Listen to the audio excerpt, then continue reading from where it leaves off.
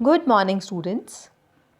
आज के video lecture में हम डीएनए को जेनेटिक मटेरियल प्रूव करने वाले एक्सपेरिमेंट हर्शे एवं चेस के एक्सपेरिमेंट के बारे में पढ़ेंगे। पिछले वीडियो लेक्चर से आप जान चुके हैं कि जेनेटिक मटेरियल किसे कहा जाता है, जेनेटिक मटेरियल के क्या गुण होते हैं तथा डीएनए एक जेनेटिक मटेरियल है। इसके पक्ष में ग्रिफ्थ के द्वारा डिप्लोकोकस निमोनियाई तथा चूहों पर किए गए प्रयोग हम देख चुके हैं। आज हम वायरस तथा बैक्टीरियोफेज से प्राप्त एविडेंसेस या प्रमाणों के बारे में पढ़ेंगे। तो सबसे पहले तो हम यह जानते हैं कि बैक्टीरियोफेज, इसे बैक्टीरियोफाज भी कहा जाता है, इसे जीवाणु भोजी भी कहा जाता है। इसका क्या अर्थ होता है? जीवाणु भोजी अथवा बैक्टीरियोफेज बैक्टीरिया को खाने वाले या बैक्टीरिया का भक्षण करने वाले विशेष प्रकार के वायरस होते हैं। भक्षण से अर्थ है कि यह वायरस बैक्टीरिया को संक्रमित करने की या इन्फेक्ट करने की क्षमता रखता है।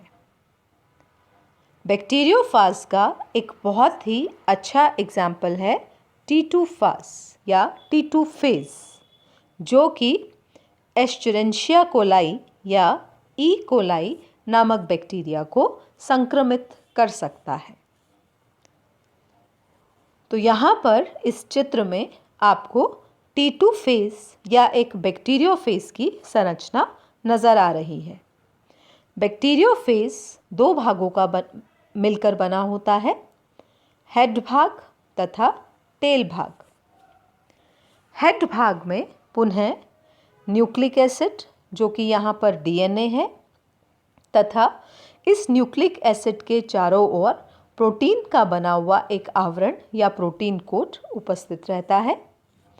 जबकि टेल भाग जो होता है वह इस वायरस को बैक्टीरिया पर संक्रमण के दौरान चिपकने में सहायता करने के लिए होता है। तो हेड और टेल दो भागों से मिलकर बना हुआ यह बैक्टीरियोफेज पाया जाता है। अब इसी बैक्टीरियोफेज की सहायता से हर्शे एवं चेज नामक वैज्ञानिक ने अपना यह प्रयोग किया 1952 में। अपने प्रयोगों के दौरान इन्होंने यह पाया कि T2 फेज बैक्टीरिया को संक्रमित करता है। बैक्टीरिया को संक्रमित करने के पश्चात यह लार्ज नंबर में और अधिक वायरस यानी और अधिक बैक्टीरियोफाज प्रोड्यूस करता है, और जब काफ़ी संख्या में नए वायरस बन जाते हैं तो बैक्टीरियल सेल के टूटने से यह मुक्त हो जाते हैं। यहाँ मैं आपको एक बात रिवाइज करवा दूँ कि वायरस में मल्टीप्लिकेशन बैक्टीरिया के अंदर या बैक्टीरियल सेल की मशीनरी को प्रयोग करते हुए हो रहा है, क्योंकि वायरस के स्वयं के पास रेप्लिकेशन की कोई भी मशीनरी नहीं पाई जा रही है। तो अपने इस एक्सपेरिमेंट के दौरान हर्शे एवं चेस ने सर्वप्रथम तो यह देखा कि किस प्रकार यह वायरस बैक्टीरिया को इन्फेक्ट करता है। साथ ही यह कंफर्म करने के लिए कि डीएनए अथवा प्रोटीन में से कौन सा पदार्थ रेडियो एक्टिव, कौन सा पदार्थ जेनेटिक मटेरियल के रूप में काम में आ सकता है, इन्होंने रेडियो एक्टिव सल्फर तथा रेडियो एक्टिव फास्फोरस का उपयोग किया। रेडियो एक्टिव सल्फर को हम 35S के नाम से भी लिख सकते हैं तथा रेडियो एक्टिव फास्फोरस को हम 32P के नाम से भी दिखा सकते हैं। तो हर्शे एवं चेस ने बैक्टीरियोफेज को ऐसे माध्यम में ग्रो करवाया जिसमें कि रेडियो एक्टिव फास्फोरस तथा रेडियो एक्टिव सल्फर प्रेजेंट थे। ऐसी स्थिति में बैक्टीरियोफेज के डीएनए में फास्फोरस क्योंकि फॉस्फोरिक एसिड के रूप में फॉस्फोरस डीएनए का एक भाग बनाता है। तो इस प्रकार यह रेडियो एक्टिव फॉस्फोरस बैक्टीरियोफेज के डीएनए में इनकॉर्पोरेट हो जाता है। सिमिलरली प्रोटीन में पाया जाने वाला सिस्टीन नामक amino acid radioactive sulphur का उपयोग करता है। अतः यह radioactive sulphur protein coat में स्थित होता है। अब यहाँ पर हम यह देखेंगे कि हर्शे एवं चेज ने रेडियो एक्टिव सल्फर व फॉस्फोरस का प्रयोग ही क्यों किया? क्योंकि इस प्रकार की डिफरेंट लेबलिंग के द्वारा हम डीएनए तथा प्रोटीन को बिना किसी केमिकल टेस्ट के आसानी से एक दूसरे से अलग पहचान सकते हैं। तो हर्शे एवं चेज ने सर्वप्रथम बैक्टीरियोफेज को रेडियो एक्टिव पदार्थों से युक्त किया। इसके पश्चात इस रेडियो एक्टिव रूप से लेबल्ड फेज को बैक्टीरिया पर संक्रमित करवाया।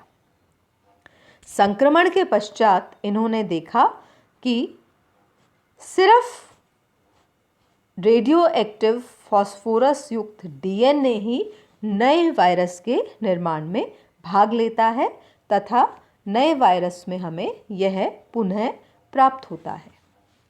इस एक्सपेरिमेंट को और अच्छे तरीके से समझने के लिए हम इस चित्र की सहायता लेते हैं।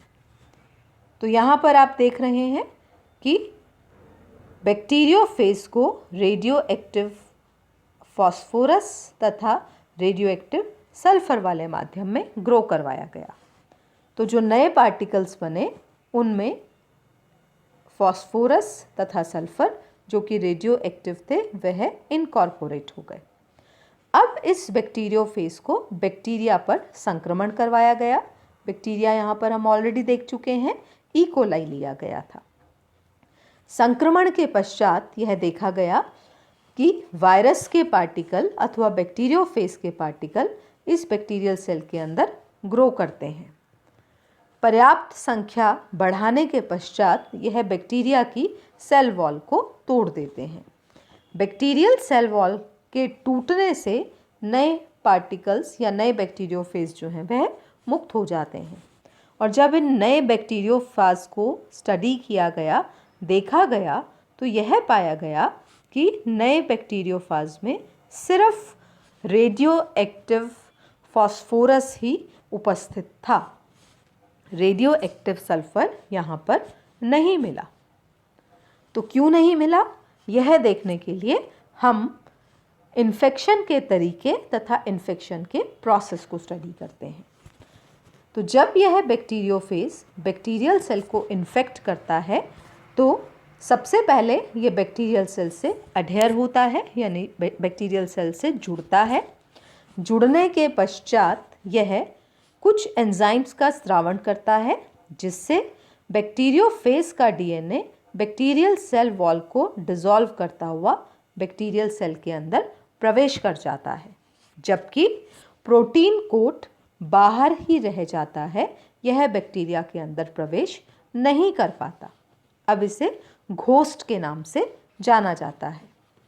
बैक्टीरियल सेल में प्रवेश करने के पश्चात यह डीएनए तेज़ी से बैक्टीरियल सेल की रेप्लिकेशन मशीनरी का उपयोग करता है तथा वायरस अथवा बैक्टीरियोफेज के लिए उपयोगी प्रोटीन्स तथा डीएनए का निर्माण करता है। अब इस पूरी की पूरी प्रक्रिया में रेडियो एक्टिव फॉस्फोरस युक्त डीएनए तो बैक्टीरिया सेल के अंदर चला गया, परंतु रेडियो एक्टिव सल्फर युक्त प्रोटीन कोट बाहर ही रह गया। यह बैक्टीरियल सेल के अंदर प्रवेश कर ही नहीं पाया।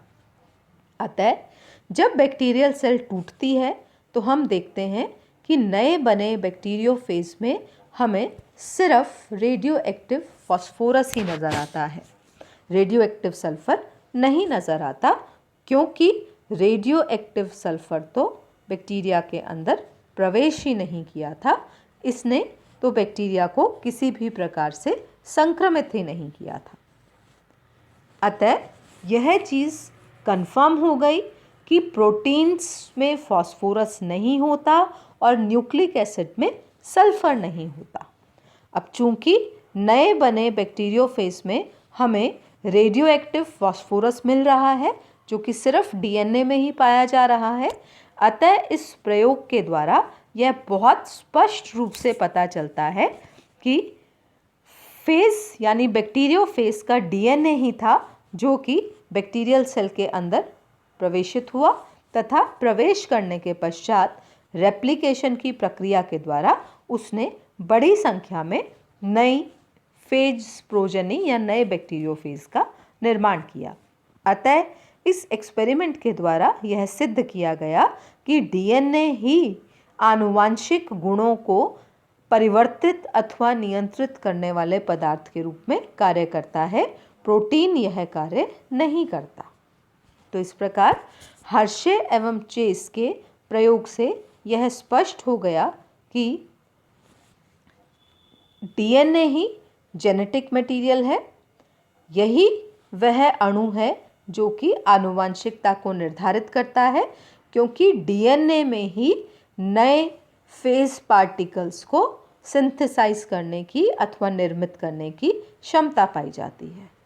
तो इस प्रकार यह सेकंड एविडेंस था या सेकंड प्रमाण था जो कि वायरस अथवा बैक्टीरियोफेज के इन्फेक्शन से प्राप्त हुआ और इसने यह कंफर्म किया कि जेनेटिक मटेरियल के रूप में या आनुवांशिक पदार्थ के रूप में कार्य करने वाला अणु डीएनए ही होता है, प्रोटीन नहीं होता। धन्यवाद।